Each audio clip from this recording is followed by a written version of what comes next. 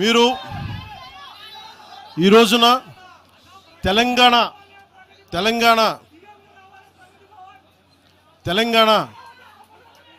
తెలంగాణకు సంబంధించి ఈ నాయకులు మాట్లాడే విధానంగా చూస్తే ఆంధ్రప్రదేశ్లో ఉన్న తెలంగాణ ఐఏఎస్లు కానీ ఐపీఎస్లు కానీ ప్రజలు కానీ తాడేపల్లిగూడెంలో ఈ మధ్యన తెలంగాణ డ్రైవర్లు పాపం ఇబ్బంది పడతా ఉంటే జనసేన ఎమ్మెల్యేనే కూర్చోబెట్టి అందరికీ ఆదుకున్నారు ఆయన. మీరు ఇలాంటి ప్రాంతీయతల మీద కనుక తీసుకొస్తే భారతదేశం సుస్థిరత చాలా దెబ్బతింటుంది.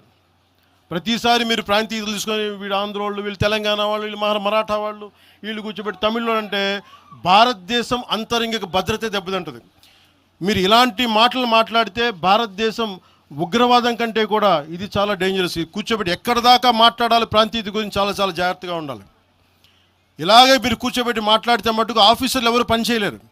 ఇక్కడున్న జర్నలిస్టులు అడగండి, ఒక్కొక్కళ్ళు ఏ ప్రాంతాల నుంచి వచ్చారు, ఎంతమంది ఆంధ్ర వాళ్ళు, ఎంతమంది తెలుగు వాళ్ళు, ఎంతమంది పత్రికాధిపతులు ఆంధ్ర వాళ్ళు, ఎంతమంది పత్రికాధిపతులు తెలంగాణ వాళ్ళు, ఎంతమంది పత్రికాధిపతులు వేరే రాష్ట్రాల నుంచి వచ్చారు. మీరు మాట్లాడిన ఒకసారి ఇలా మాట్లాడాలంటే ప్రతిదీ మాట్లాడతాం, కానీ ఎటులతో దేశం ఎంతకాలం భయపడతారు, ఎంతకాలం ఎంతకాలంతో విభజిస్తారు. మీరు తెలంగాణను వ్యతిరేకించింది ఎవరు? సిపిఎం వ్యతిరేకించింది. సిపిఎం గురించి మీరు ఎందుకు మాట్లాడరు? ఎంఐఎం వ్యతిరేకించిన తెలంగాణ విభజన, వాళ్ళు ఎందుకు మాట్లాడరు? నోరు తెరవని జనసేన గురించి మీరు టార్గెట్ చేస్తారు. మేము భయపడతామన్నా?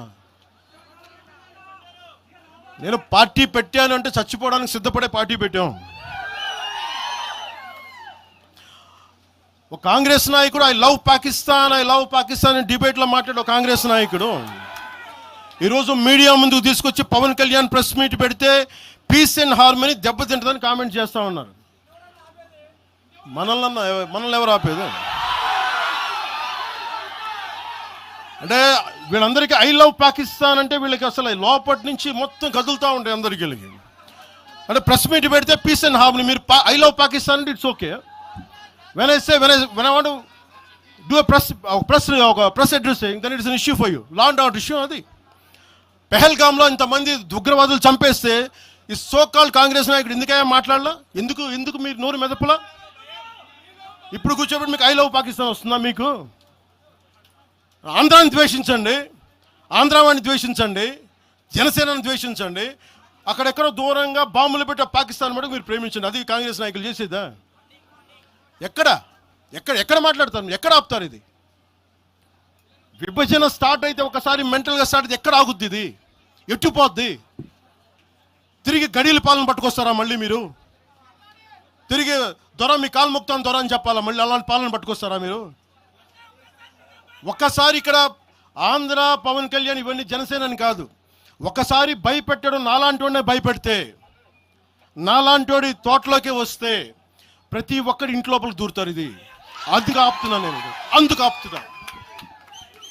నా మీద దాడి చేస్తే నాకు భయాలు లేవు, కానీ పవన్ కళ్యాణ్ అనేవాడిని చూపించి ఇదే రాజశేఖర రెడ్డి గారు ఇలాగే రెచ్చగొట్టారు. నేను పాలిటిక్స్కి వచ్చేవాడిని కాదు. నేను ఇదే వైఎస్ రాజశేఖర రెడ్డి గారు 2005లో